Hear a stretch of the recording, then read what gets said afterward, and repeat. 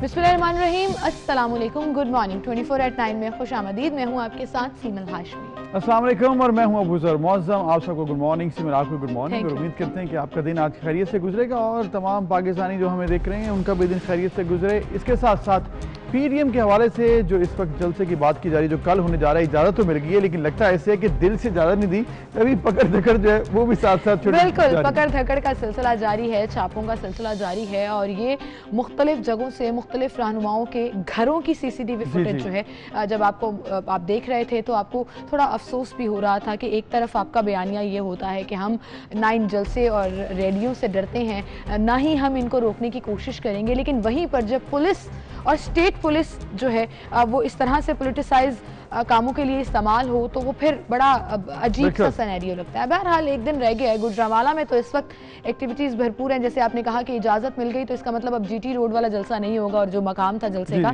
वहीं पर जलसा होगा, गुजरांवाला में होगा जलसा। और हम उम्मीद करते हैं कि जिस तरह से जलसे की तैयारी की जा रही है, जलसे में एक अच्छा पावर शो होगा, लेकिन इसके साथ साथ जो इंतजामिया कर रही है, जिस तरह से आपने पहले जिक्र किया, ऐसे मजीद आज दिन वाकयात में नजर नहीं आएंगे क्योंकि अब ऑफिशियली इजाजत मिल गई है तो फिर अब ऐसे नहीं होना चाहिए। बिल्कुल। खैर इसके साथ साथ और भी बहुत कुछ है जो हम आपको बताएंगे।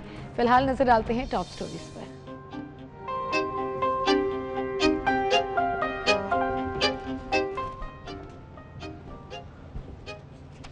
पीडीएम को 16 अक्टूबर के दिन जिन्ना स्टेडियम में जलसा करने की मशरूत इजाज़त मिल गई। पीडीएम की क़यादत का जीटी रोड पर जलसा मुनक़िद करने का फैसला तब्दील। नून लीग और पीपल्स पार्टी के कारकुनों की गिरफ्तारियों का सिलसिला भी जारी। पुलिस और ज़राई इंतजामिया ने ट्रक और कंटेनर रायबंद रोड और जाती उमरा जाने वाले रास्तों पर खड़े कर दिए। मौलाना फजल रहमान ने कहा कि इस हुकूमत को दिसंबर को नहीं देखने देंगे। वज़ीर आज़म इमरान खान ने कहा कुछ भी हो जाए ऑपोजिशन से मुफाहमत नहीं होगी। वफाकी वज़ीर रेलवे शेख रशीद बोले दिसंबर में झाड़ू फिरेगा, फरवरी में सूरत हाल नॉर्मल हो जाएगी। सेनेट इलेक्शन मार्च में होंगे, तहरीक इंसाफ ज्यादा सीटें जीतेगी। गुजरात नवाज शरीफ अस्पताल में गंदगी के ढेर, गर्ल्स हॉस्टल में पीने के लिए पानी नहीं है, सहूलतों का फुकदान। दूसरी जानिब तलबा के मुताबिक कॉलेज में 20,000 रुपये की बजाय 60,000 रुपये तक फीस वसूल की जा रही है। कौमी क्रिकेट टीम के बल्लेबाज बाबर आजम आज अपनी 26वीं सालगिरह मना रहे हैं। मिडिल ऑर्डर बल्लेबाज बाबर आजम ने अपना पहला T20 मैच 7 सितंबर 2016 को इंग्लैंड के खिलाफ खेला। तो जी ये था टॉप स्टोरीज का एक अहवाल, लेकिन मामला ये है कि टॉप स्टोरीज तो पूरे पाकिस्तान की भी यही बन चुकी है। पीडीएम का जलसा 16 अक्टूबर को ऐसे लगता है कि ये हुकूमत के सर पर भी सवार हो चुकी है। बिल्कुल हुकूमत के सर पर सवार हो चुका है जी। जिन्ना स्टेडियम में अब जलसे की जो मशरूत इजाज़त मिली है उसके बाद जीटी रोड वाला जलसा तो नहीं होगा, लेकिन जिन्ना स्टेडियम में जलसा भरपूर तरीके से किया जाएगा, ये पीडीएम कह रही है। और उसकी क़यादत की जानिब से गुज़श्ता रोज़ ये भी कहा गया कि ज़िले इंतज़ामिया की जानिब से इजाज़त मिल गई है और अब हम भरपूर पावर शो करेंगे और एसओपीज पर अमल दरामद को भी यकीनी बनाया जाएगा।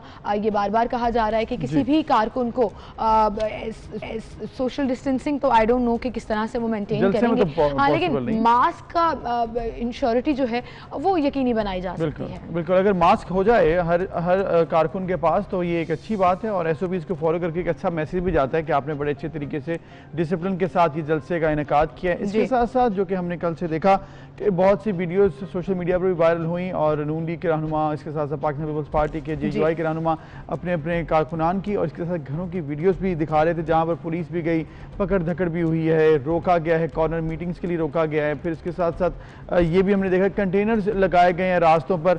और एक जानिब हमने ये भी देखा है कि जब वज़ीर आज़म इमरान खान से कहा जाता है कि जलसे होंगे, तहरीक होगी और धरने होंगे, तो वो कहते हैं कि आप आएँ, मैं आपको, हम लोग, हुकूमत आपको खाना प्रोवाइड करेगी, जगह प्रोवाइड करेगी। लेकिन ऐसे लगता है कि बिरयानी का था, बिरयानी प्रोवाइड करेगी, लेकिन ऐसे लगता है कि बिरयानी की तो दूर की बात है, वो घर से नहीं निकलने देने के। और आप देखें ये सिर्फ पॉलिटिकल सिनेरियो नहीं है अबू ज़र। इस्लामाबाद में जो कल से धरना जारी है सरकारी मुलाजिमीन और लेडी हेल्थ वर्कर्स का, सिंध के अंदर भी अगर हम देखें तो ऐसा लग रहा है कि शायद मौसम तब्दील होने की सिर्फ इंतजार किया जा रहा था कि मौसम तब्दील हो रही है और अब जो है वो धरने और एहतजाजों का सिलसिला जो है वो शुरू होगा। बहरहाल पंजाब के मुख्तलिफ शहरों का अगर जिक्र करें तो मुस्लिम लीग नून और पीपल्स पार्टी के कारकुनों की भी गिरफ्तारियों का सिलसिला जारी है। ऑल्दो ये जो मनाजर हम देख रहे हैं इसके ऊपर मुझे नहीं समझ आती है कि ये जो बैनर्स और फ्लैक्सेस पैनाफ्लैक्सेस लगे हैं गुजरांवाला में या मुख्तलिफ जगहों पर वो उतारे जा रहे हैं।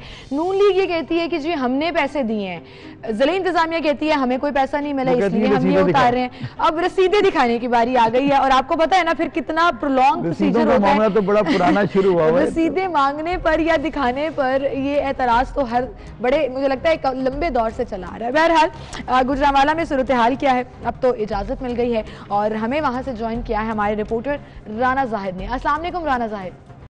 वालेकुम सलाम। राना जाहिद, अब आपकी ये 2 दिन जो है ना वो बड़े टफ गुजरने वाले हैं। घर जाना तो आप भूल ही जाएं क्योंकि आज तैयारियां कवर कर रहे होंगे हम और कल जलसे के हवाले से है वो लोगों की आमद का सिलसिला शुरू हो जाएगा। हाँ जी बिल्कुल ऐसा ही है, बिल्कुल ऐसा ही है। तो राना जाहिद ये बताएं कि अब आपने तो देखा है तैयारियां तो कर ली गई हैं। जिना स्टेडियम मैंने भी देखा गुजरांवाला में बड़ा ज़बरदस्त बड़ी जगह है, वहाँ पर अकोमोडेशन तो हो जाएगी। अब तैयारियां कैसी हैं? नंबर 1 आप on the part of PTM भी बताएं और साथ साथ जो गवर्नमेंट ने पहले सुना था कि रुकावटें डाली जा रही हैं वो हैं अभी भी या फिर अभी कुछ मसला बेहतर है?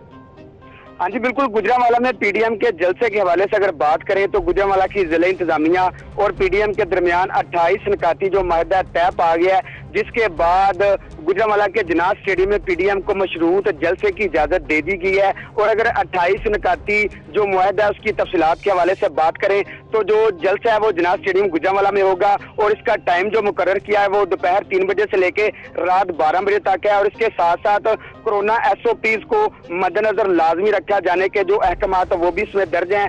बगैर मास्क और सैनिटाइजर के किसी भी शख्स को जलसागाह में दाखिल नहीं किया जाएगा। दाखिली और खारजी रास्तों पर सैनिटाइजर गेट लगाए जाएंगे, जबकि यहाँ पर जलसागाह के अंदर 3 से 6 फुट का जो फासला है उस पर भी अमल दरामद किया जाएगा। इसके साथ साथ जो है वो जो इस्तकबालिया कैंप हैं रास्तों में कायदीन के इस्तकबाल के लिए वो नहीं लगाए जाएंगे और जो कायदीन यहाँ गुजरांवाला पहुंचेंगे किसी भी जगह जनाब स्टेडियम के अलावा वो तकरीर नहीं कर पाएंगे। इसके साथ साथ मेन GT रोड को बंद नहीं किया जाएगा और मुल्की सलामती के अदारे हैं और आइन के खिलाफ तकरीरें नहीं किए जाएगी। अब रात गए जब ये ऐलान किया गया, मुआहदा तय पाया गया और ये जलसे का ऐलान किया गया तो आज सुबह सवेरे से ही गुजरांवाला का जो जनाब स्टेडियम है पहलवानों का शहर है और यहाँ पर जो तैयारियां हैं वो जोरों शोर से जारी हैं। नहीं तो जाहिद क्या मतलब है, पहलवानों का शहर तो है and we are so proud of it. तो आपको लग रहा है कल फिर जलसागाह में पहलवान बड़ी तादाद में नजर आएंगे? हाँ जी, पहलवानों के अगर तैयारियों के हवाले से बात करें तो 24 न्यूज ये भी दिखा चुका है कि जो शहर के जो पहलवान हैं वो भी काफी पुरजोश है इस जलसे के हवाले से। वो भी कई रोज से अपने अखाड़ों में दंड बैठकें लगा रहे हैं। बिल्कुल ठीक है, दंड बैठकों की जरूरत नहीं है, जाके तकरीरें सुननी है सिर्फ। ये हम ना विश करते हैं और ना ही हम देखना चाहते हैं। मुकाबला तो है नहीं और सिर्फ यहाँ पर एक ऑब्वियसली एक इशू है जिस पर बात होनी है। राना जाहिद, एक चीज जिस पर कल भी हमने आपसे पूछा था, रसीदें मिली हैं या नहीं मिली हैं जो बैनर्स लगाए गए थे और जो रोड्स पर इस तरह से स्टीमर्स लगाए गए हैं उसके ऊपर बहुत तहफ़्फ़ुज़ात हैं? जी बिल्कुल, रसीदों के हवाले से अगर बात करें तो जो लीगी क़यादत उसकी तरफ से बिल्कुल खामोशी है। इस हवाले से कोई जो मौक़िफ़ है या रसीदें दिखाने का जो अमल है वो शुरू नहीं किया गया। दूसरी तरफ ये जो जलसे की इजाजत दी गई है तो इसकी तैयारियां जोरों शोर से जारी हैं। ठीक है राना जाहिद, बहुत शुक्रिया, आप हमारे साथ मौजूद थे। वही बात है कि रसीदें मीडिया ने हैं कि जी दिखा दें अगर जिला इंतजामिया गलत कर रही है और आपके बैनर्स उतार रही है, लेकिन रसीदें तो अभी दिखाई नहीं गई। बहरहाल कोरोना के हवाले से इसको ढाल बनाकर गिरफ्तारियों का सिलसिला जो है वो जारी है और इस हवाले से एक बड़ी जबरदस्त फुटेज भी है, वो भी हम आपको दिखाएंगे। लेकिन अभी एक ब्रेक लेते हैं। ब्रेक के बाद हमारे साथ मौजूद होंगे शौकत बसरा साहब पाकिस्तान तहरीक इंसाफ से और इसके साथ साथ निसार अहमद चीमा जो कि पाकिस्तान मुस्लिम लीग से उनका ताल्लुक है गुजरांवाला से ही, तो इनसे भी हम बात करेंगे इंतजाम कैसे हैं, हुकूमत को क्या तहफ़्फ़ुज़ात हैं। एक ब्रेक के बाद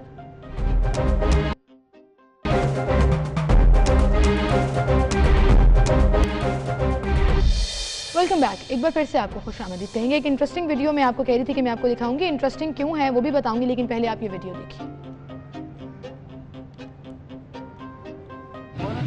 घर के अंदर इजाजत देने की जरूरत है, घर के अंदर 4 दिवारी के अंदर किस कानून के तहत आप एक रिस्पॉन्सिबल ऑफिसर है ना, हमारे बड़े सीजन पॉलिटिशियन है आप और बड़े पता, लेकिन कानून का पता है। कोई इशू नहीं है, वो कोरोना की वजह से कोई फर्दर मीटिंग नहीं करती, ना दूसरा क्लास करती है, कोई नहीं होती शहर के अंदर, कोई नहीं करता। अच्छा, अब ये इंटरेस्टिंग इसलिए है कि एक पुलिस वाले साहब रोक रहे हैं मुस्लिम लीग के रहनुमाओं को एक घर में मीटिंग करने से और कह रहे हैं कि कोरोना एसओपीज है, सोशल डिस्टेंसिंग रखनी है और मास्क का इस्तेमाल करना है, और वो पुलिस वाले खुद ही मास्क के बगैर विदाउट सोशल डिस्टेंसिंग बीच में खड़े हैं। सो आई थिंक ये शायद प्रॉपर्ली कन्वे नहीं किया गया कि कोरोना पर कैसे डालना है। एसओपीज हैं और सब क्या फॉलो कर रहे हैं, ये भी देखना चाहिए। तो जो मैसेज दे रहा है पहले वो भी फॉलो करे, उसके बाद वो इस तरह का मैसेज दे। एनीवेज, इसके साथ एक और मसला जो कि पकड़ धकड़ का शुरू हुआ, ये बहुत सी शिकायत आई हैं और छापे मारे जा रहे हैं मुस्लिम लीग के रहनुमाओं के घरों पर और पाकिस्तान पीपल्स पार्टी के रहनुमाओं के घर। तो ये मामला है क्या, एक जो कल हुआ वाकया, साबिक मेयर लाहौर कर्नल मुबशर साहब के घर पर भी पुलिस गई और वहाँ पर भी इस तरह से हमने देखा कि फुटेज भी आई है कि वहाँ पर घर पे गए हैं, जाकर पुलिस वालों ने छापा तो नहीं इसको कह सकते, लेकिन दे इंटरवीन्ड और जाकर उन्होंने उनसे कुछ बात की। Even if they are standing outside the house, if there is no point, तो मुझे लगता है कि वो जलसे की मद में ही आएंगे। और एक्स मेयर लाहौर हमारे साथ मौजूद हैं। कर्नल साहब अस्सलाम वालेकुम। वालेकुम अस्सलाम। कर्नल साहब, उम्मीद है आप खैरियत से होंगे। तैयारियां तो भरपूर तरीके से की जा रही हैं नून लीग की तरफ से पीडीएम के लिए, लेकिन अब ये कहिएगा, ये कल रात को जो आपके घर के बाहर पुलिस थी, पकड़ धकड़ का सिलसिला जारी है। पीटीआई कहती है हमने इजाजत दे दी है, हम नहीं रोकेंगे जलसा करने से।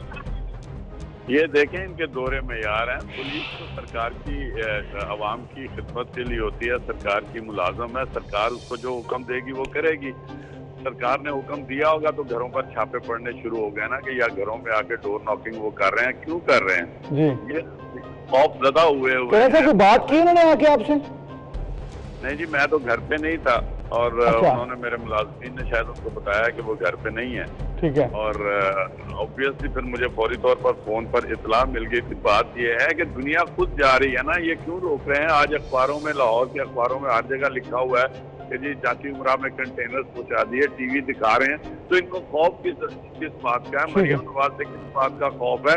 पूरे पंजाब से ये कहाँ से लोगों को रोकेंगे? मुल्तान से लोग आ रहे हैं, सरगोदा से लोग आ रहे हैं, बावलपुर से लोग आ रहे हैं, गुजरात से लोग आ रहे हैं। तो इनके दिमाग के ऊपर मियां मोहम्मद नवाज शरीफ और सीएम नवाज चढ़ गई हैं और ये खौफजदा हो गए हैं और ये बुखला गई है पीटीआई की हुकूमत। पुलिस वालों को इस्तेमाल कर रहे हैं, पुलिस वालों को जो हुक्म देते हैं पुलिस वाले वो करते हैं, जो सियासी क़यादत ब्यूरोक्रेसी को हुक्म देती है वो करती है। उनको कोई जरूरत नहीं है इनके हुक्म के बगैर लोगों के घरों पे जाना, शरीफ लोगों के। तो आप ये कह रहे हैं कि गवर्नमेंट की आशीर्वाद हासिल है जिसकी वजह से ये तमाम इकदाम किए जा रहे हैं। कर्नल साहब, आपके मौक़िफ़ का बहुत शुक्रिया। आपने कहा आप घर पर नहीं थे, लेकिन आपको फौरन इतला मिल गई कि पुलिस मौजूद है घर के बाहर, और ये सिलसिले हम गुजरांवाला, मुल्तान, ना सिर्फ नून लीग बल्कि पीपल्स पार्टी की तरफ से भी ये शिकायत आ रही है। तो अब सर, इस पर अब पाकिस्तान तहरीक इंसाफ का मौक़िफ़ सामने आना बहुत जरूरी है। पाकिस्तान तहरीक इंसाफ का मौक़िफ़, और इसके लिए हम मौजूद हैं पाकिस्तान तहरीक इंसाफ के सीनियर रहनुमा हैं शौकत बसरा साहब, उनसे भी हम बात करेंगे। इसके साथ साथ निसार अहमद चीमा साहब, पाकिस्तान मुस्लिम लीग नून से गुजरांवाला से उनका ताल्लुक है, गुजरांवाला से वो इलेक्टेड MNA हैं, उनसे भी हम बात करेंगे और जानेंगे इस वक्त सिचुएशन गवर्नमेंट के पॉइंट ऑफ व्यू पर क्या है। और इसके साथ साथ जो नून लीग कह रही है कि हमें इजाजत तो मिल गई है जलसे की, लेकिन ऐसे लगता है दिल से नहीं मिली है। कभी दिल से नहीं मिली है का क्या मतलब? I think they should be happy कि इजाजत मिल गई है। और आप पकड़ रखकर भी कर रहे हैं, आप SOP के बहाने बनाकर या जो भी आप कहकर आप घरों पर जा रहे हैं छापे मारे, तो ये पॉइंट ऑफ व्यू है। इजाजत दे दी, इसका मतलब ये तो नहीं है कि दिल लगा लें और मोहब्बत ही कर लें, ये एक्सपेक्टेशंस आप ना रखें। शौकत बसरा साहब, अस्सलाम वालेकुम। क्या हाल है? आप कैसे हैं? अल्हम्दुलिल्लाह बिल्कुल ठीक ठाक। आप ठीक हैं? सर, आप शिकायतें कल से सुन रहे होंगे नून लीग की तरफ से जो मुसलसल की जा रही हैं। अभी जैसे हमने कर्नल मुबशर साहब को भी लिया और उनसे भी हम बात कर रहे थे, ये क्या हो रहा है? एक तरफ काबीना मीटिंग में डिस्कशन आती है कि आप लोग इजाज़त दे रहे हैं, कहीं रोक टोक नहीं है, अब दूसरी तरफ ये पकड़ धकड़ का सिलसिला भी शुरू हो जाता है। बसरा साहब क्या कहेंगे आप इस पर? सिमल, देखिए, पहली बात तो ये है कि जाहिर है कि जलसा, जुलूस, धरना, लॉन्ग मार्च, ये सारे जमहूरी तरीके हैं, आइनी तरीके हैं, और हमारा भी ये फ़र्ज़ बनता है बतौर हुकूमत कि हम इन चीज़ों पे को फैसिलिटेट करें। लेकिन ये हल्की फुल्की मौसीकी, ये टिकटॉक, छोटा छोटा काम चलता रहता है। अच्छा, आप इसे टिकटॉक कह रहे हैं? मैं उसकी वजह कहता हूँ इसलिए सिमल कि देखिए, कुछ जिम्मेदारी इंतज़ामिया की भी होती है कि वहाँ पे आपने लॉ एंड ऑर्डर की सिचुएशन को कंट्रोल करना है, आपने ऐसी सूरत क्रिएट नहीं होनी देनी जिससे कुछ चीज़ें चोक हो जाएं। तो वो थोड़ा ज़ाहिर एक इंतजामिया होती है, जो मौके का पुलिस अफसर होता है, जो मौके का DPO होता है, जो मौके का डिप्टी कमिश्नर, उन्होंने मौके पर डिसीजंस लेने होते हैं। अच्छा। बाकी अगर कर्नल बशीर साहब लाइन पे रहते तो मैं उनको कहता ना, याद माजी अजाब है यारब छीन ले मुझसे हाफजा मेरा। कर्नल साहब उस वक्त मेयर थे इसी लाहौर शहर में। आपको याद होगा कि मॉडल टाउन जहाँ पे मियाँ साहब की रहाइश है, हामला बच्चियों के पेटों में गोलियां मारी गई। उनका क्या कसूर था? वही एहतजाज तारिक कादरी साहब को इस्तकबाल करने जा रहे थे ना, क्योंकि हल्का फुल्का एहतजाज था। तो ऐसा बेसिकली देखिए, तारीख से सीखना चाहिए ना, तारीख से रिपीट तो नहीं करना चाहिए। अगर गलतियां पिछले दौर में हुई हैं या आप उससे पहले हुई हैं तो इसका मतलब ये तो नहीं आप रिपीट करते जाएं। एनीवे, इस वक्त सिचुएशन अब अगर एक बात और ऐड कर दूं, कोई मुझे पूरा पंजाब, मैं साउथ पंजाब से हूं, आप सेंट्रल पंजाब में बैठे, कहीं पे कोई गिरफ्तारी इस बुनियाद पे नहीं हो रही कि आप जलसे के लिए जा रहे हैं। मैं फिर कह रहा हूं कि बसरा साहब, आप इतने सीनियर पॉलिटिशियन हैं और आप सियासत समझते हैं, कभी भी डायरेक्ट मुकदमा तो ऐसे नहीं किए जाते। कोरोना वाली एग्जांपल भी हमने आपको दिखाई, पुलिस वाले कह रहे हैं कोरोना SOP फॉलो करें और खुद ही मास्क नहीं पहना हुआ। सिमल, मैं फिर ये गलत किया उन्होंने। मैं समझता हूं कि अगर आप रोक रहे हैं, टोक रहे हैं किसी को, पहले आप खुद फॉलो करें ना। दूसरी बात, मैं फिर आपको बार बार ये कह रहा हूं कि आप इन जलसे जुलूसों को, जो इंतजामिया की ड्यूटी होती है, जो जिम्मेदारी होती है, वो अपनी कुछ चीजों को थोड़ा सा ओवर एक्ट भी कर जाते हैं। आपके मुताबिक मैं इसको भी एडमिट करता हूँ, कई जगहों पे वो ओवर एक्ट भी कर जाते हैं। अच्छा। कुछ उनमें लोग ऐसे होते हैं जो अपनी लिमिट्स को क्रॉस करते हैं, और आप अच्छा कर रहे हैं, आप लोग हमें भी दिखा रहे हैं, जबकि हमने कैबिनेट में ये डिसीजन लिया है, मरकज में भी और सूबे में भी, कि हमने किसी किस्म की रुकावट नहीं डालनी। लेकिन मैं फिर आपको कह रहा हूं, तो आप ये कह रहे हैं कि at times police over efficient है, मैंने ऑन दी होल सिमल पूरे डिपार्टमेंट की बात नहीं की।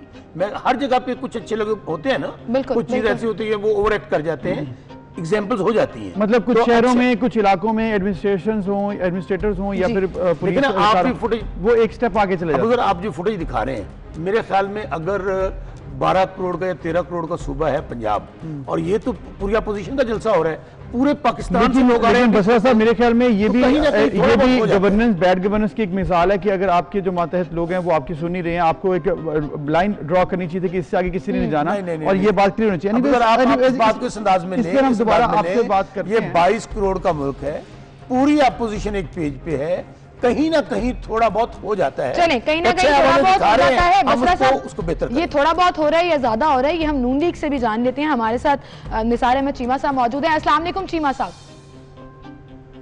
जी वालेकुम सलाम। जी चीमा साहब, आपने शौकत बसरा साहब की बात सुनी, वो कह रहे हैं कि इंटेंशनली कुछ नहीं कर रहे हैं, हमने जलसे जुलूसों की इजाजत दे दी है, ना कोई रोक टोक है, ना ही कोई ऐसा मुकदमा दर्ज किया गया है कि जलसे में जाने की इजाजत नहीं देंगे। इंटेंशनली वो कह रहे हैं हम कुछ नहीं कर रहे।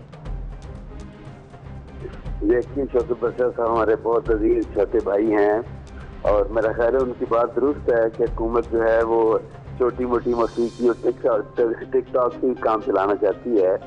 और मेरा ख्याल ये है कि आपको याद है 2014 में 126 दिन का धरना जो था डी चौक में, वो पता नहीं छोटी मोटी मौसीकी थी, टिकटॉक थी या कोई और तमाशा था, लेकिन जो कुछ भी था हमने उसमें कोई रुकावट नहीं डाली। आपको याद है, हमने ना गिरफ्तारियां की, ना हमने बैनर खड़े किए। वो 126 दिन तक जो कुछ करा, जिस तरह कौम को लाकानूनियत के दर्श दिए जाते रहे।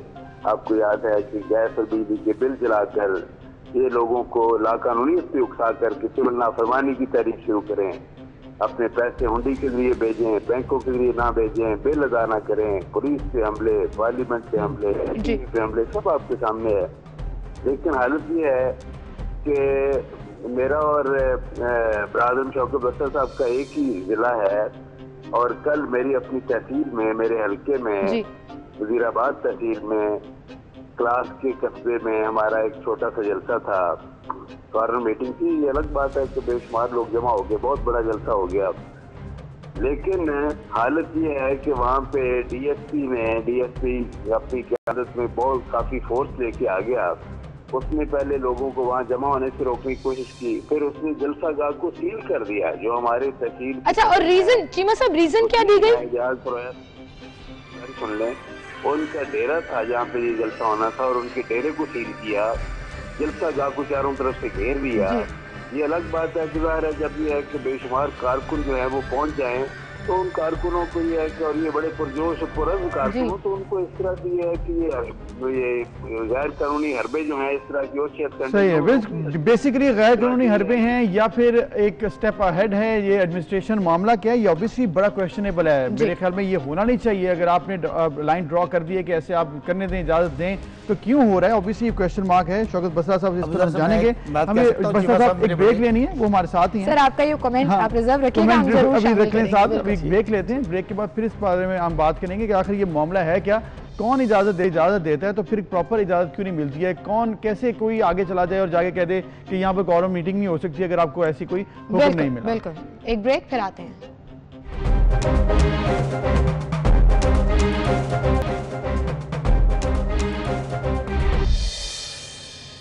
Welcome back. गुफ्तगू का सिलसिला हम आगे बढ़ाएंगे। शौकत बसरा साहब और निसार अहमद चीमा साहब हमारे साथ मौजूद हैं और उनसे हम कॉन्वर्सेशन कर रहे थे। बसरा साहब आप कुछ कहना चाह रहे थे ब्रेक पर जाने से पहले, मैं चाहूंगी वहीं से कंटिन्यू करें। ऑल्सो पीडीएम के जलसे के ऊपर जलसे जुलूस गुजरांवाला जो जहाँ पे जलसा कर रहे हैं, तकरीबन 60 लाख का शहर है, इससे ऊपर ज्यादा आबादी है। तमाम एमएनएस एमपीज किसके हैं? नून लीग के हैं।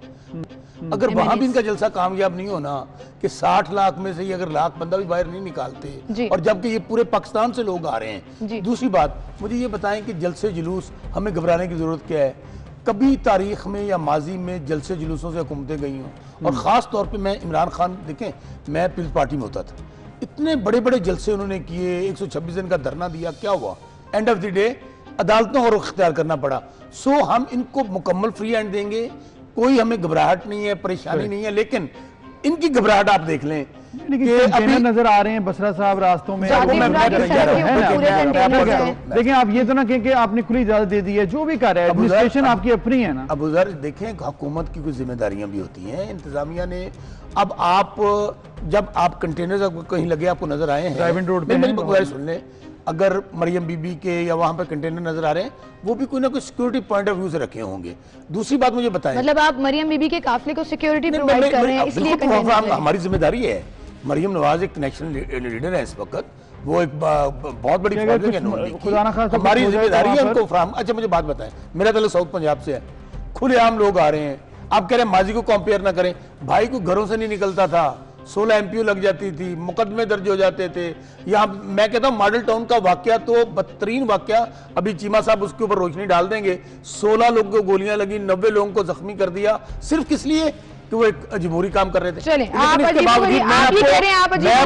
इंश्योर करता हूँ सिमल जी, अगर किसी पुलिस वाले ने ओवर स्टेप किया है, ओवर एक्ट किया है, हम उसका नोटिस उसका नोटिस लेंगे, उसके खिलाफ कार्रवाई भी होनी चाहिए कि क्यों एक स्टेप आगे गए और आपने ऐसा कुछ किया। और हम अब बात करते हैं निसार अहमद चीमा साहब से, क्योंकि वो अब तैयारियां कर चुके हैं और निकाती एजेंडा 28 निकाती गालिबन एजेंडा है और SOP है जिस बारे में बात की जा रही है कि आपने इसको फॉलो करना है, और फिर जलसे की इजाजत मिल चुकी है। अब ये बताइएगा चीमा साहब, जो SOPs हैं उसकी खिलाफ वर्जी नहीं होगी और साथ जलसा भरपूर हो जाएगा? अच्छा, एक तो मैं जरा क्लैरिफाई कर दूं, मेरी माजूद, मुझे सही आवाज नहीं आई थी और मैं समझा हमारे एक और छोटे बसरा साहब हैं, गुजरांवाला के छोटे भाई हैं, उस्मान बसरा उनका नाम है। मैं मुझे शौकत बसरा साहब हमारे साथ हैं। जी जी, अच्छा खैर, क्योंकि बसरा साहब अभी रियाज बसरा साहब नहीं हम हैं, हमारे भाई हैं जी। और ये है कि ये माशाल्लाह इन्होंने कल को जब हमने इक़्तिदार में आने तो इन्होंने हमारे साथ ही होना है, ये भी हमें पता है। लेकिन बात ये है, पल्ले नहीं तेला से कर दी फिर दी मेला मेला, वो काम तो दिखाए आप लोग। आपके साथ कौन रहेगा डूबते हुए जहाज और डूबती हुई कश्ती में? 126 दिन का जो धरना था PTI का, जब शौकत बसरा साहब खुद भी उस पर इतराज किया करते थे, वैसे मुझे याद है 126 दिन का धरना था जिसमें उन्होंने लाकानूनियत की वो दर्ज दी है कौम को, जिसकी मिसाल हमारी तारीख में नहीं मिलती। आपको याद है कि इमरान खान ने कंटेनर पे चढ़ के गैस और बिजली के बिल जलाए, कौम को लाकानूनियत की तलकीन की कि आप सिविल नाफरमानी की तहरीक चलाएं, बिल अदा ना करें, हुंडी के जरिए पैसा भेजें, बैंकों के जरिए पैसे ना भेजें, पुलिस पे हमले, PTV पे हमले, पार्लियामेंट पे हमले, किसको याद नहीं है? हमने तो कोई ऐसा गैर कानूनी काम नहीं किया। लेकिन मैं आपको बता रहा था कि मेरे अपने हल्के में रात को खुद हमने एक जलसा करना था, इन्होंने पुलिस ने DSP वजीराबाद की क़यादत में जलसा का, वो कह रहे हैं कार्रवाई करेंगे हम, कह दिया उन्होंने। कोशिश की, ये है इनके हथकंडे, इनकी टांगे असल में कांप रही हैं। मैं गुजारिश कर रहा था, चीमा साहब कितने बंदे लेके जा रहे हैं जलसे में आप? चीमा साहब 2 साल दौर में जो अपने हल्के में से कितने लोग लेके जा रहे हैं जलसे में? इसकी वजह से कौम बहुत मायूस थी, चीमा साहब परेशान आप, थी, लेकिन जब अपोजिशन ने कॉल दी है तो अब कौम में एक नया जोश बलबला पैदा हुआ। बसरा साहब आपसे सवाल पूछ रहे हैं, चीमा साहब जलसे में कितने लोग लेकर जा रहे हैं आप? आवाम आएगी? ये जो दी गई है इससे निजात का वक्त आ गया है। चीमा साहब, शौकत बसरा साहब ने आपसे पूछा कितने लोग लेके जा रहे हैं और साथ उन्होंने ये भी कहा कि जिसने कार्रवाई की है पुलिस एहलकार की और या भी जो भी ऑफिसर था उसके खिलाफ कार्रवाई करेंगे हम। अगर ये हम खुशी से मर ना जाते अगर एतबार होता। शौकत बसरा साहब अगर ये कि कार्रवाई करवाएं तो हम बड़े इनके ममनून होंगे, लेकिन ये देखें बात यह कि ये शौकत बसरा साहब कोई अपनी तरफ से कहें तो मुमकिन है कि हम ये है कि उनको इनकी बात को अहमियत दे। इमरान खान साहब के चूंकि ये वर्कर हैं तो इमरान खान तो यूटर्न के बादशाह हैं, कौन सा वादा उन्होंने आज तक पूरा किया मुझे ये बताइए। तो बात ये है, देखें कि मैं गुजारिश कर रहा हूँ कि मैं लेके जाने की जरूरत नहीं है। लोग जिस तरह चार्ज हैं, इतने पुरज़्म हैं, इतना जोशो खरोश हमने देखा है। अच्छा चीमा साहब, बस अब जाते जाते ये बता दीजिएगा कि कितने लोग एक्सपेक्ट कर रही है पीडीएम का ये प्लेटफॉर्म और नून लीग खास तौर पर, क्योंकि नून लीग होस्ट कर रही है इस जलसे को। वैसे भी ये जीटी रोड पे आ गए हैं, वहाँ जलसा नहीं कर रहे जाएंगे और बाकी कायदीन जो हैं अपोजिशन के, पीडीएम के, उनके कायदीन के खिताब सुनने जाएंगे। ठीक है, चलो बहुत शुक्रिया निसार अहमद चीमा साहब, आप हमारे साथ मौजूद थे और आपने बताया कि तहफ़्फ़ुज़ात भी हैं और आपके वहाँ पर इलाके में भी पुलिस गई, आपको तंग किया गया और रोका गया आपको कॉरम मीटिंग से भी, तो ये बड़ा अफसोसनाक है। और इस पर शौकत बसरा साहब चूंकि हमारे स्टूडियो मौजूद थे, उन्होंने कहा है कि हम यकीन दहानी भी कराइए कि जिसने ओवर एक्ट किया है उसके खिलाफ कार्रवाई होगी। और बसरा साहब अब वो वापस आ गए हैं जीटी रोड पे, उन्होंने कहा क्योंकि इजाजत दे दी है ज़िला इंतजामिया ने। इजाजत इनको पहले है, लेकिन मैं आपको खतरे की बात बता दूं, ये हमारी कुर्सियां गिनते थे ना, मैं फिर कह रहा हूँ कि 60 लाख का सिर्फ गुजरांवाला, जहाँ तमाम एमएनएज एमपीज इनके जरा तमाशा देख लीजिएगा। आपको लगता है कि आवाम नहीं आएगी? नहीं मैं नहीं कहता आनी चाहिए, अगर वहां से भी नहीं आनी तो बाकी जगहों पे ठीक है। बस साहब इश्यूज तो इस गवर्नमेंट की गवर्नेंस के भी बहुत हैं, प्लेटफॉर्म पे आप समझते हैं कि इश्यूज तो इस गवर्नमेंट की गवर्नेंस के भी बहुत हैं, लेकिन वो टॉपिक हम किसी और दिन के लिए रखते हैं। इश्यूज पे आप बाहर आ रहे हैं। नहीं, लेकिन वो इसलिए मैंने बोला कि वो टॉपिक हम किसी और दिन रखते हैं। बहरहाल बहुत शुक्रिया आपका, आप हमारे साथ मौजूद थे और हम एक ब्रेक की तरफ चलते हैं, फिर हासिल। वेलकम बैक नाज़रीन। कोरोना के हवाले से आपको ये बताते चलें कि पूरी दुनिया में एक सेकंड वेव के हवाले से बात की जा रही है और बहुत से ममालिक में, यूरोप के खुसूसन ममालिक में इस वक्त सेकंड वेव की बात भी हो रही है। और इसी तरह पाकिस्तान में भी हमने देखा गुज़िश्ता 2 हफ्तों में केसेस एकदम से ज़्यादा आना शुरू हो चुके हैं, बात का सिलसिला जो है वो भी थोड़ा सा बड़ा है। तो ये बड़ी तशवीशनाक बात है और इसका हल यही है कि आप लोग SOPs को फॉलो करें। सेकेंड वेव का डर और फिर उसके जो रिजल्ट्स और नंबर्स आ रहे हैं वो काफ़ी स्केरी हो रहा है मुझे। अल्लाह ताला हम सबको महफूज रखे। 24 घंटों की अगर बात करें, इस 24 घंटों के दौरान मजीद 13 अफराद की जान ले गया ये कोरोना। और सिर्फ पर्टिकुलरली लाहौर की बात करें तो 5 अफराद लाहौर से कल जान बहक हुए, जबकि 756 नए केसेस रिपोर्ट हुए हैं। पाकिस्तान में कोरोना से मुतासर अफराद की तादाद 3,21,218 हो गई, जबकि अमवात 6,614 पर पहुंच गई। एक्टिव केसेस 9,209 है, जिसका मतलब कि इस पूरे टाइम के दौरान रिकवरी रेशो बहुत जबरदस्त रही। अल्हम्दुलिल्लाह Pakistan is one of those countries जिसने कोरोना पर न सिर्फ काबू पाया बल्कि नंबर्स ड्रास्टिकली कम हुए।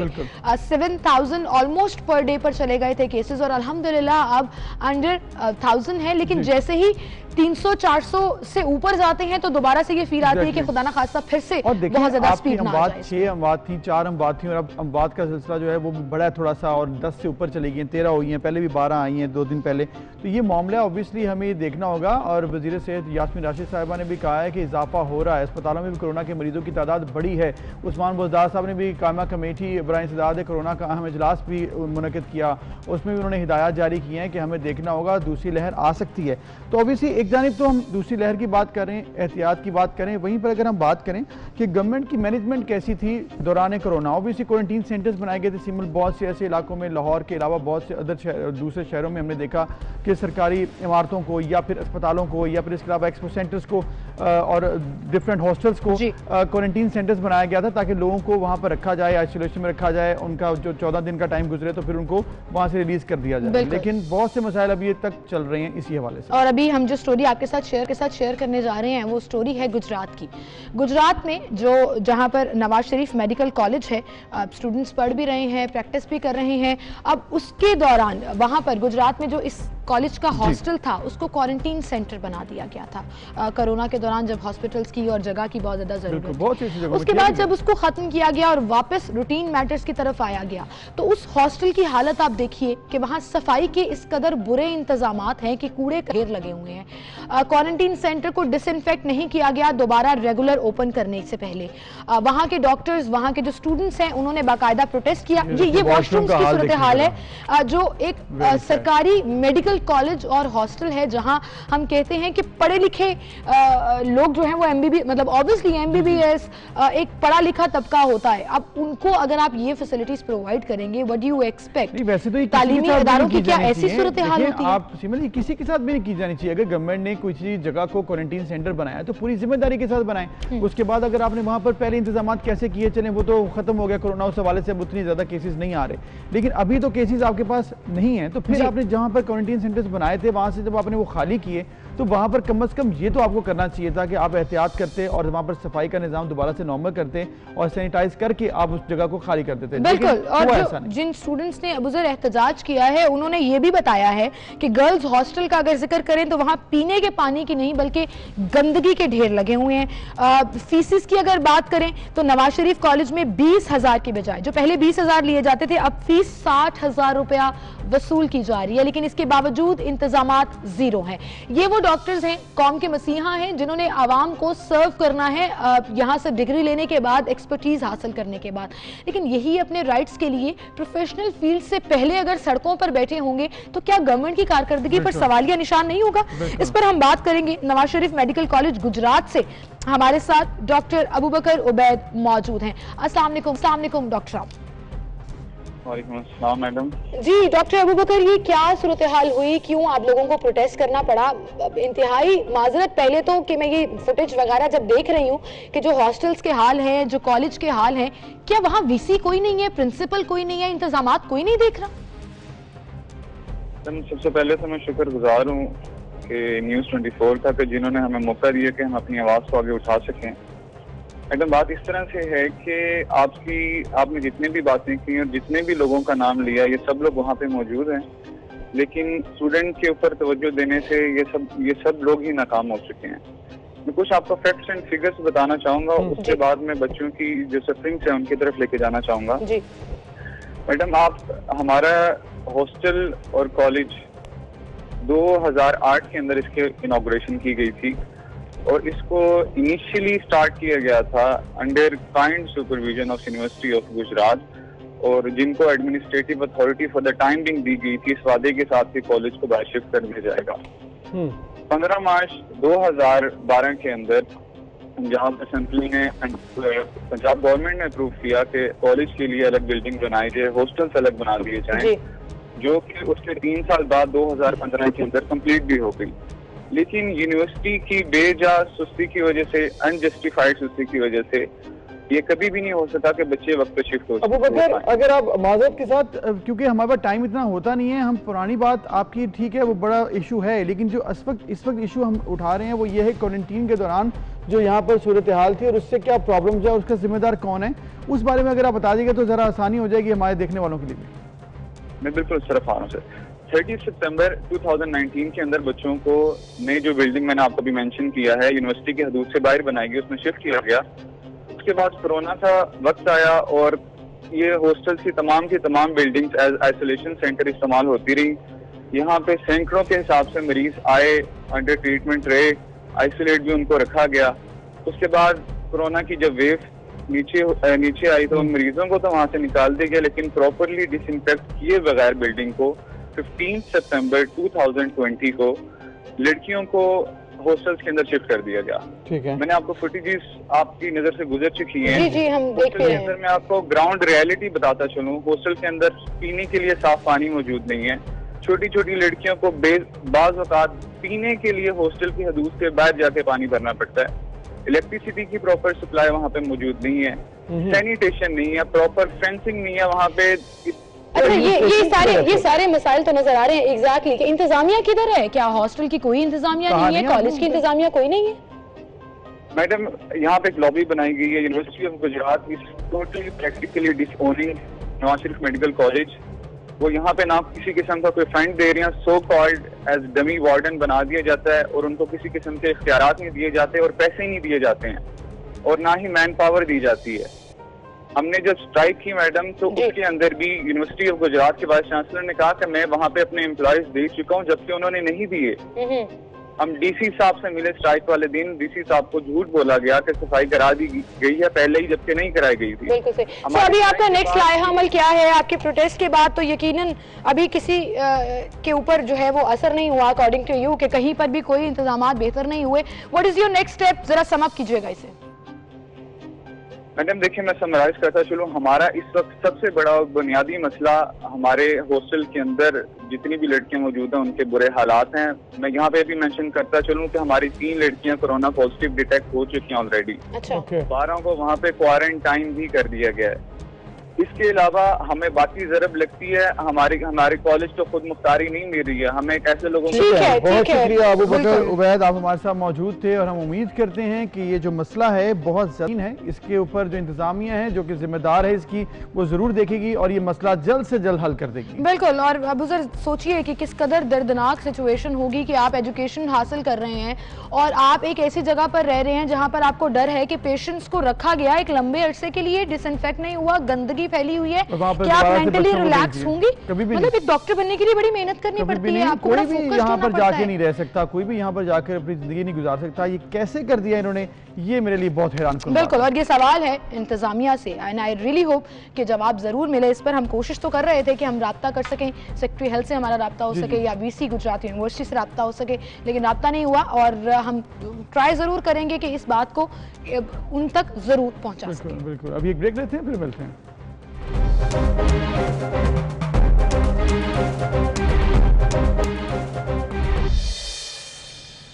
वेलकम बैक नाज़रीन। पाकिस्तान में बहुत से ऐसे इलाके हैं जहाँ पर एजुकेशन, इंफ्रास्ट्रक्चर, हेल्थ फैसिलिटीज़, इसके ऊपर क्वेश्चन मार्क किया जाता है कि वहाँ पर मिल रही हैं या नहीं मिल रही हैं। अगर बात करें सूबा पंजाब की तो इसमें एक जिक्र होता है हमेशा सूबा जनूबी पंजाब का या फिर जनूबी इलाके जो पंजाब में हैं कि वहाँ पर वो फैसिलिटीज़ नहीं हैं और इसी वजह से फिर ऑब्वियसली जब आप क्वेश्चन करते हैं फिर आप डिमांड्स भी करते हैं कि वहाँ पर होनी चाहिए।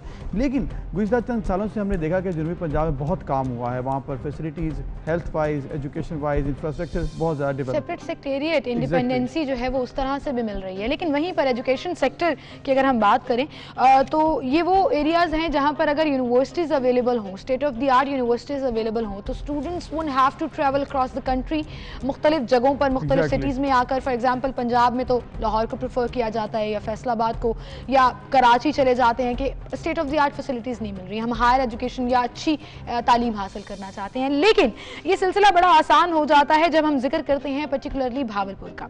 भावलपुर में एक ऐसी यूनिवर्सिटी जिसमें 36,000 स्टूडेंट्स इनरोल हैं जो मुख्तलिफ कोर्सेज की मद में वहाँ एजुकेशन हासिल कर रही हैं। फैसिलिटीज़ कैसी हैं वहाँ पर, हॉस्टल फैसिलिटीज़ कैसी हैं, गवर्नमेंट इंस्टीट्यूट होने के साथ साथ कौन कौन से कोर्सेज ऑफर कराए जा रहे हैं, एंड स्पेशली कोरोना के बाद जब यूनिवर्सिटीज़ खुली तो इंतजामात हैंडल करना कितना मुश्किल था और किस तरह से हैंडल किया गया, इस पर हम बात करेंगे। वीसी इस्लामिया यूनिवर्सिटी भावलपुर हमारे साथ इस वक्त स्टूडियो में मौजूद हैं इंजीनियर प्रोफेसर डॉक्टर अतर महबूब। अस्सलाम वालेकुम। जी वालेकुम अस्सलाम। सर क्या हाल चाल है आपके? मैं खैरियत से हूँ। बिल्कुल, बहुत शुक्रिया आपकी तशरीफ आवरी के लिए। सबसे पहले तो 15 सितंबर से जब ये तमाम इंस्टीट्यूट्स और यूनिवर्सिटीज़ खुली, भावलपुर यूनिवर्सिटी का जिक्र हम इसलिए कर रहे हैं, इस्लामिया यूनिवर्सिटी का जिक्र हम इसलिए कर रहे हैं कि बड़ा एक हम समझते हैं कि वो एरियाज थोड़े डिप्राइव हैं, लेकिन वहाँ पर ऐसी फैसिलिटीज़ देखना जो हम वीडियोस देख रहे थे, और आई विश कि मैं वहाँ जाकर विजिट भी कर सकूँ। मुझे बड़ा अच्छा लगा कि उनके वहाँ डोर स्टेप पर उनकी अपने सिटी में ऐसी फैसिलिटीज़। जी, ये जैसा आपके इल्म है कि कोरोना ने तकरीबन 6 मंथ्स तक एजुकेशनल इंस्टीट्यूशंस को लॉकडाउन मोड में ले गया कोरोना, लेकिन उसके बाद जब इनको गवर्नमेंट ने इजाज़त दी कि ओपन करें तो हर इंस्टीट्यूशन ने एक प्लानिंग की इसके लिए, क्योंकि जो मेन इशू है कि कोरोना जो है वो फैलता है कांटेक्ट से और लोगों के नज़दीक आने से। तो जो हमारी यूनिवर्सिटीज़ के लिए, बड़ी यूनिवर्सिटीज़ के लिए चैलेंज था कि वो किस तरह कैंपस पे स्टूडेंट की जो डेंसिटी है वो कम रखी जाए। तो उसके लिए हमने स्टूडेंट्स को ग्रुप्स में डिवाइड किया और उन ग्रुप्स का ये है कि कुछ की क्लासेस मंडे वेंसडे को है और कुछ की ट्यूसडे थर्सडे को डिवाइड किया और उसमें भी जो मॉर्निंग है वो अलग ग्रुप है, आफ्टरनून अलग। कैंपसेस में भी ऐसी आप जी, सारे हमारे जो 5 सब कैंपसेस हैं इस्लामिया यूनिवर्सिटी बहावलपुर के, वो इसी मोड ऑफ ऑपरेशन में, और इसकी मदद से जो हमारी total student density at any given time वो तकरीबन 15 to 20% स्टूडेंट्स ऑन कैंपस होते हैं। तो वहाँ पे उनके दरमियान सोशल डिस्टेंसिंग मेंटेन करना, उसके बाद उनको जो कोरोना के SOPs हैं उसके मास्क की एश्योर करना, उनके टेम्परेचर मॉनिटरिंग करना। बेसिकली ये तो आप मॉनिटरिंग कर रहे हैं और आई होप क्योंकि इतना ज़बरदस्त इंस्टीट्यूट है ये, तो इसको मेक श्योर किया भी जाएगा। इसके साथ साथ एक और इशू इसी से मुंसलिक है, क्वारंटीन सेंटर भी आपकी यूनिवर्सिटी को बनाया गया था कोरोना के दिनों में, तो ये बहुत सवाल उठाए जाते हैं कि क्वारंटीन सेंटर्स जब बनाए गए तो एडमिनिस्ट्रेशन ने उस वक्त तो बना लिया, उसके बाद जब छोड़ के गए तो ना सैनिटाइजेशन की, ना वहाँ पर सफाई के इंतजाम बेहतर किए और फिर ऐसे ही छोड़कर चले गए। ऐसा आपकी यूनिवर्सिटी में तो नहीं हुआ? नहीं, हमारी यूनिवर्सिटी में जो था कि हमने इनिशियली भी जो डिस्ट्रिक्ट और डिविजनल एडमिनिस्ट्रेशन है उनके साथ बहुत ही क्लोज कोऑर्डिनेशन में काम किया था। हमारी अपनी एक बड़ी टीम थी और उनकी टीम, और उस वक्त भी जब फैसिलिटी इस्टेब्लिश हो रही थी तो उसके अंदर जो नेसेसरी रेनोवेशन थी और जो इम्प्रूवमेंट्स थी और जो रिक्वायरमेंट थी एक क्वारंटीन फैसिलिटी के लिए, वो भी हमने मिलके इस्टेब्लिश किया था। और ये तकरीबन 5 महीने तक ये क्वारंटीन फैसिलिटी चली, लेकिन इसमें इनिशियली थोड़े से लोग आए थे, कुछ ज़ायरीन आए थे, और उसके बाद एक जो वेव आई थी थोड़े से लोग उस वक्त आए थे। मोस्ट ऑफ द टाइम ये 90% से ज़्यादा तो यूटिलाइज नहीं हुआ, लेकिन उसके बाद जब ये फैसला हुआ मिड सेप्टेम्बर में कि यूनिवर्सिटीज़ को ये फैसिलिटी वापस दे दी जाएगी, तो फिर उसके बाद हमने इसकी सैनिटाइजेशन, फ्यूमिगेशन, क्लीनिंग और हैंडिंग ओवर, टेकिंग ओवर बहुत ही प्रॉपर तरीके से डिस्ट्रिक्ट एडमिनिस्ट्रेशन के साथ की। डॉक्टर साहब, ये अभी तो हम जिक्र कर रहे हैं जैसे कोरोना के हवाले से क्या इंतजाम हैं और अभी रिसेंटली क्या, मैं इन जनरल भी पूछना चाहूँगी कि बहावलपुर जैसा एरिया जहाँ पर स्टूडेंट्स तो पढ़ना चाहते हैं और वो सीख करते हैं ऐसी अपॉर्चुनिटीज़ जो उनको अपनी सिटीज़ में मिल जाए, फैकल्टी को कैसे मैनेज किया जाता है, कैसे हायर किया जाता है, क्योंकि वहाँ जाकर रहना और उनको वो फैसिलिटीज़ देना कि वो वहाँ स्टे करें और एक्चुअली तालीम दें बच्चों को, ये कैसे? जी, बहुत अच्छा सवाल है आपका। इस हवाले से ये कि जो बहावलपुर है इसकी अपनी एक यूनिक हिस्ट्री है। जो स्टेट ऑफ बहावलपुर एरा है उसमें भी जो उस रियासत के नवाबीन थे उन्होंने हाई क्वालिटी एजुकेशनल इंस्टीट्यूशंस को एस्टैब्लिश करने को ना एक प्रायोरिटी दी थी उस ज़माने से। उस ज़माने में भी एस्टैब्लिश था। तो ये इंस्टीट्यूशन भी हिस्टोरिकली स्टेट ऑफ बहावलपुर में जामिया अब्बासिया के तौर पे 1905 से एस्टैब्लिश हुआ था और 1975 में यूनिवर्सिटी का चार्टर मिला था। तो हमारे पास जो फैसिलिटीज़ हैं over a period of time different development projects के ज़रिए हमारे पास हाई क्वालिटी बिल्डिंग्स हैं, रिसर्च फैसिलिटीज़ हैं। तो जी स्टूडेंट्स को हम 6000 स्टूडेंट्स को ऑन कैंपस अकोमोडेशन देते हैं रेजिडेंशियल, उसके बाद जो ऑडिटोरियम, लेबॉर्ट्रीज़ और दीगर हैं। और मज़ीद ये कि इस वक्त खुद हमारी यूनिवर्सिटी एक नए डेवलपमेंट फेज से भी गुजर रही है जहाँ हम नई फैसिलिटीज़ भी डेवलप कर रहे हैं। नई फैसिलिटीज़ लेके आने जा रहे हैं, तो वो क्या होंगी? मतलब ये इसी वजह से क्योंकि कोरोना की वजह से या फिर अदरवाइज भी प्लान था ये? नहीं, ये अदरवाइज जो हमारा जो एकेडमिक प्रोग्राम्स हैं उनके अंदर एक डाइवर्सिटी आई है। और जो रीजनल और नेशनल रिक्वायरमेंट्स हैं उनको देखते हुए हमने हेल्थ एजुकेशन से रिलेटेड प्रोग्राम शुरू किए हैं। और जहाँ जहाँ यूनिवर्सिटी में कहीं मिसिंग थे प्रोग्राम फैकल्टीज़ में, जैसे सोशल साइंसेज में हम एंथ्रोपोलॉजी, सोशियोलॉजी लेके आए हैं, फिलॉसफी का डिपार्टमेंट हमने जी सोशल साइंसेज को हम स्ट्रेंथन कर रहे हैं क्योंकि उस एरिया की जो एक स्ट्रेंथ है वो उसका कल्चर, उसकी हेरिटेज, उसका सोशल सिस्टम है। तो हम समझते हैं कि इसको अगर हम इस पे स्टडीज़ और रिसर्च करें और प्रोजेक्ट करें तो इस खित्ते का बहुत पोटेंशियल है इस हवाले से। बिल्कुल सही। अच्छा वीसी साहब, अब ये कहिएगा कि 6 महीने आपने जैसे बात शुरू की थी कि क्वारंटीन में बहुत हर्ज हुआ स्टूडेंट्स का, वो 6 महीने का गैप कैसे पूरा किया जाएगा? क्या शॉर्ट कर दिए जाएंगे कोर्सेज को, सेमेस्टर टाइम बढ़ा दिया जाएगा लोगों का कि वही सेमेस्टर अब चूँकि आगे कंटिन्यू होगा तो जिन्होंने पास आउट होना है एग्जैक्टली क्रेडिट आर्ट सिस्टम पूरा करना होता है, क्या मैनेज किया जा रहा है? What is the planning? ये बिल्कुल ये जो कोरोना आया है वर्ल्ड ओवर, इसके अंदर जो एजुकेशनल इंस्टीट्यूशंस हैं उनको अपनी स्ट्रेटजीज डेवलप करनी पड़ी हैं, अडेप्टेशन कोरोना के साथ करना पड़ा। तो इस्लामिया यूनिवर्सिटी में भी हमने अपनी जो पिछला सेमेस्टर था जो कोरोना का जिसने ब्रंट बर्दाश्त किया था तो उसमें हम ऑनलाइन मोड में चले गए और अब हम एक हाइब्रिड मोड में हैं कि जो स्टूडेंट्स की डेंसिटी कैंपस पे कम रखनी है तो उनका 50% टाइम जो है वो टीचर के साथ फिजिकली इन कांटेक्ट है और 50% टाइम स्टूडेंट्स का जो है वो ऑनलाइन मोड में। लेकिन इसमें भी तो बड़ी शिकायतें आई थी, बहुत सी यूनिवर्सिटीज़ के स्टूडेंट्स ने प्रोटेस्ट किया था कि हमारे यहाँ इंटरनेट के इश्यूज़ हैं, सर्विसेज के इश्यूज़ हैं, कंप्यूटर्स के इशू हैं, नहीं है लैपटॉप टैब नहीं है, हम कैसे कनेक्ट करें, क्लासेस अटेंड ही नहीं की कुछ स्टूडेंट्स ने, उनको कैसे कॉप किया जाएगा? अच्छा, इसमें ये था कि डेफिनेटली ये इश्यूज़ एग्जिस्ट करते हैं, हमारे रीजन में भी करते हैं और जो स्पेशली रिमोट रीजन में बच्चे होते हैं उनके पास कनेक्टिविटी इश्यूज होते हैं। अच्छा, उनको ओवरकम करने के भी तरीके हैं, क्योंकि ये जब हम लफ्ज़ यूज़ करते हैं ऑनलाइन, बेसिकली इसका मतलब होता है कि इलेक्ट्रॉनिक कम्युनिकेशन, लेकिन ये लाइव ऑनलाइन नहीं होता। इसमें टीचर्स जो हैं वो ऑफलाइन मोड में अपनी ऑडियो और वीडियो रिकॉर्ड करके रख देते हैं और स्टूडेंट्स एसिंक्रोनसली अपनी अवेलेबल जब उनके पास टाइम हो, जब उनके पास बैंडविड्थ हो, जब उनके पास एक्सेस हो, और मल्टीपल तरीकों से फिर वो चीजें शेयर भी हो सकती हैं। मतलब ये कि एक दूसरे को व्हाट्सएप से भी ट्रांसफर हो जाती है की जा रही है। जी, ये कोऑर्डिनेशन करना किए बगैर ये सिस्टम चल नहीं सकता, क्योंकि इतनी बैंडविड्थ तो मैं आपके साथ शेयर करूंगा, यूएस वगैरह में भी यूनिवर्सिटी जो है वो इसी मोड में चल रही है। ऑब्वियसली ये तो एक है इशू जिसको आप केटर भी कर रहे हैं और सबको मिलकर करना है, ऑब्वियसली एक ग्लोबल इशू है ये। इसके साथ साथ इवनिंग क्लासेस का भी कॉन्सेप्ट आया है, काफ़ी यूनिवर्सिटीज़ में इवनिंग क्लासेस। आपके पास कोई ऐसा प्लान है ताकि लोगों को ज़्यादा अकोमोडेट किया जा सके? जी, ये जो इवनिंग या आफ्टरनून शिफ्ट होती है, ये पब्लिक सेक्टर यूनिवर्सिटीज़ में आपको पता है कि ह्यूज रिसोर्सेज होती हैं, लेकिन वो आफ्टरनून और इवनिंग में और वीकेंड्स पे यूटिलाइज नहीं होती। तो in order to make the universities more sustainable, Islamia university of Bahawalpur ने भी एक्सेस बढ़ाने के लिए आफ्टरनून, इवनिंग और वीकेंड क्लासेस स्टार्ट की, और ये जो 36,000 एनरोलमेंट है ये इसी तरीके से हम मैनेज कर पाते हैं। उसका फ़ायदा ये है कि larger part of the population, larger part of the youth, क्योंकि आपको पता है पाकिस्तान में यूथ बढ़ जाए, about 60% of the population is youth, तो इसके जो डिविडेंड्स हैं वो हमें तभी मिल सकते हैं जब हम इस यूथ को एजुकेट और ट्रेन करेंगे और ये इकोनॉमी में प्रोडक्टिव वर्कर्स बन सकेंगे। बिल्कुल सही, और ये बड़ा ज़रूरी है कि प्रोडक्टिव वर्कर बनाना है, हमें एकेडमिक किताबी कीड़े नहीं बनाने हैं, हमें एक्चुअली प्रैक्टिकली उनको कुछ ना कुछ सिखाना है। जाते जाते सर, एक तो मैं चाहूँगी कि आप एजुकेशनिस्ट भी हैं, ओवरऑल लोग बड़ा सफ़र कर रहे हैं कि कोरोना की वजह से उनकी तालीम का हर्ज हुआ, वो चाहे कॉलेज में है या किसी भी यूनिवर्सिटी में, उनके लिए आपका मोटिवेशनल मैसेज क्या होगा, ये तो मैं आपसे ज़रूर लूँगी। ऑल्सो बहावलपुर इस्लामिया यूनिवर्सिटी जो है स्कॉलरशिप्स कितनी ऑफर कर रही है, जो लोग फ़ीस नहीं अफोर्ड कर पाते। अब आपको पता है महंगाई का दौर है और गवर्नमेंट यूनिवर्सिटीज़ की फ़ीसें भी बहुत बढ़ गई हैं, जो एक आम आदमी शायद अफोर्ड नहीं कर पाता, उनके लिए स्कॉलरशिप प्लान्स हैं? जी बिल्कुल, इस्लामिया यूनिवर्सिटी ऑफ बहावलपुर जो है, इस वक्त हमारा जो स्कॉलरशिप्स का पोर्टफोलियो है for the current financial year वो तकरीबन 400 मिलियन रुपीज़ का है। रिसेंटली हमने 210 मिलियन रुपीस डिसबर्स किए एहसास प्रोग्राम के तहत मोर देन 2000 स्टूडेंट्स को। अरे जबरदस्त। तो ये जो 400 मिलियन रुपीस हैं, इसमें अबाउट 10,000 स्टूडेंट्स कवर होते हैं under various types of scholarships and financial assistance.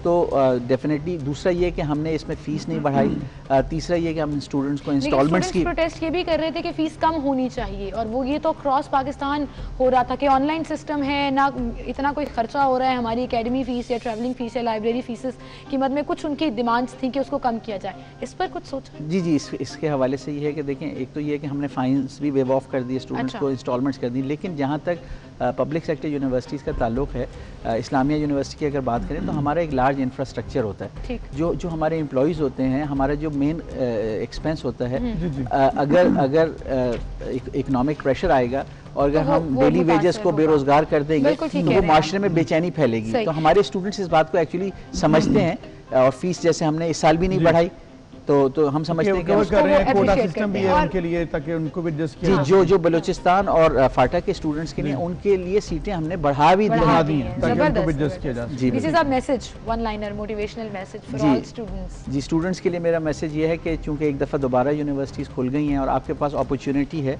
अपनी फैकल्टी के साथ फिजिकली भी इंटरेक्ट करने की, so let's make the most of unity.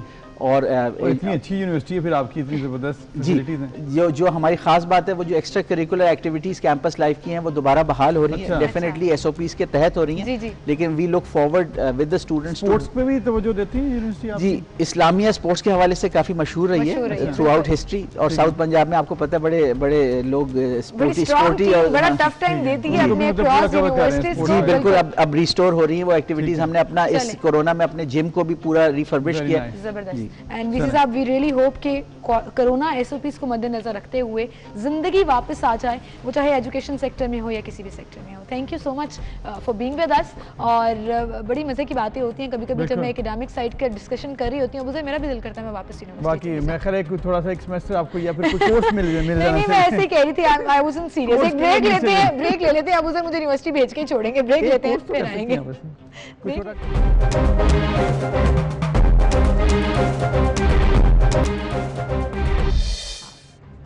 Welcome back. एक बार फिर से आपको खुशामदीद कहेंगे। नाज़रीन, हाथ धोना कितना ज़रूरी है आई थिंक इन 10 महीनों में 2020 में हमें पता लग गया, और आज दुनिया भर में global hand washing day celebrate किया जा रहा है। और इसी मुनासिबत से अबूज़र एक ब्रांड लाइफ बॉय ने जो एक नई कैंपेन इंट्रोड्यूस कराई है, I am very very impressed. वाकई बड़ी ज़बरदस्त कैंपेन है। उसमें यह है कि स्टार्ट से ही जब आप ABC या अलिफ बे पे बच्चों को सिखाते हैं तो उसमें A for Apple, B for ball, और इसी तरह जब आप एज पे पहुंचते हैं तो उन्होंने कहा कि एज में हेड की बजाय अब हैंड वॉश रखा जाए।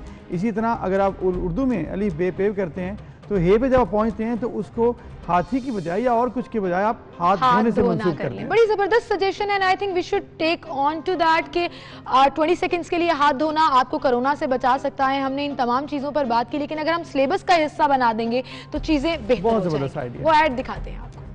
कप्तान थे और एक बेहतरीन बैट्समैन थे मिसबाहुल हक, जो कि कल तक तो हेड कोच भी थे और इसके साथ साथ चीफ सेलेक्टर थे, लेकिन अब उन्होंने फैसला किया, वो आप बताएं लोगों को। फैसला उन्होंने, आप सब जानते हैं कि उन्होंने एक ओहदा छोड़ने का फैसला किया कि अब वो चीफ सेलेक्टर नहीं रहेंगे। उन्होंने कल बाकायदा एक प्रेस कॉन्फ्रेंस की। उन्होंने कहा किसी ने मेरे पर प्रेशर नहीं डाला था, किसी ने मुझे नहीं कहा था, ये मेरा ज़ाती फैसला है, क्योंकि बात बहुत ज़्यादा हो रही थी और फिर मेरे डिसीजंस को दोनों तरफ से क्रिटिसिज्म का सामना करना पड़ रहा था, वो चाहे सिलेक्शन के हवाले से हो या चाहे कोच के हवाले से। तो उन्होंने कहा कि मैं फोकस करना चाहता हूँ अपनी कोचिंग के ऊपर, मैं चीफ सेलेक्टर का ओहदा छोड़ रहा हूँ। That wasn't a big news. The big news is अभी जो आएगी, and I am actually waiting कि अब चीफ सेलेक्टर कौन होगा, क्योंकि अबूज़र ये बहुत बड़ी जिम्मेदारी होती है, सेलेक्ट करना, टीम को कंपोज करना, और मतलब ऑब्वियसली अगर अच्छी सिलेक्शन है तो तारीफ होती है, नहीं है तो फिर ऑब्वियसली क्रिटिसिज्म भी होता है। बिल्कुल, अब देखते हैं चीफ सेलेक्टर कौन होंगे, लेकिन एक चीज की तारीफ तो हो रही है, वो है बाबर आजम की बैटिंग की, जो कि पाकिस्तान टीम के ODI और इसके साथ साथ T20 के कप्तान हैं। आज उनकी बर्थडे है तो हम उनको बर्थडे विश करते हैं। A very happy birthday to the star, जो कि बहुत कम टाइम में पाकिस्तानियों के दिलों में राज कर रहे हैं। बाबर आजम आज जो हैं वो 26 साल के हो गए हैं। जी जी, आज 26 साल के हो गए हैं और अभी बहुत छोटे से हैं, लेकिन माशाल्लाह देखिए अल्लाह ताला ना सिर्फ शोहरत दी बल्कि उनकी मेहनत जो है वो दुनिया में एक्सेप्ट की जा रही है। ICC टॉप रैंकिंग की बात करें तो एक लंबे अरसे से वो टॉप 5 प्लेयर्स में शुमार होते हैं दुनिया के प्लेयर्स के कंपैरिजन में।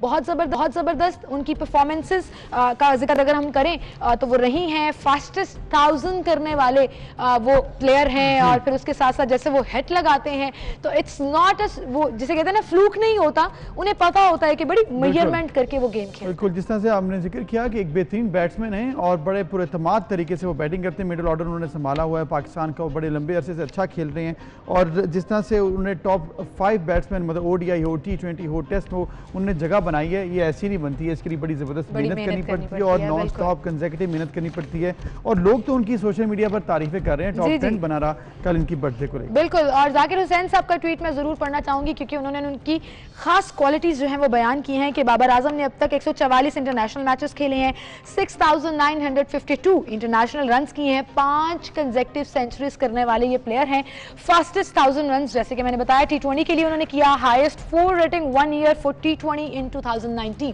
सो ये है उनकी कुछ गिनी चुनी अच्छी बातें। मैंने ये भी सुना है कि he is a favourite player अपनी ग्रुप के अंदर, क्योंकि बड़ा इनका ह्यूमर मशहूर है, बड़े लाइवली से ये हैं। सो वेरी हैप्पी बर्थडे तो बाबर आजम, और हम उम्मीद करते हैं इसी तरह आप जबरदस्त बैटिंग करते रहें, पाकिस्तान को बहुत मैच जिताते रहें और पाकिस्तान के लिए एक अच्छा नाम जैसे आप ऑलरेडी बना चुके हैं पाकिस्तान के लिए सर्व कर रहे हैं, इसी तरह एक लंबे अरसे के लिए पाकिस्तान को आप सर्व करें। बिल्कुल, और इसी के साथ हम आपसे इजाजत चाहेंगे। ख्याल रखिएगा, कल मुलाकात होगी। अल्लाह हाफिज। अल्लाह हाफिज।